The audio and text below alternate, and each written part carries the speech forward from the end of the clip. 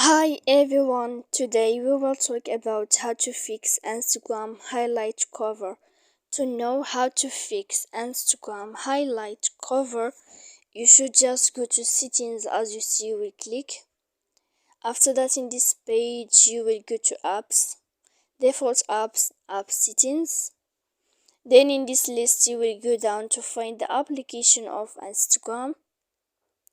Then here in this page you will click for stop, and when you will end this you will enter to storage, and after that in this page you will click clear cache.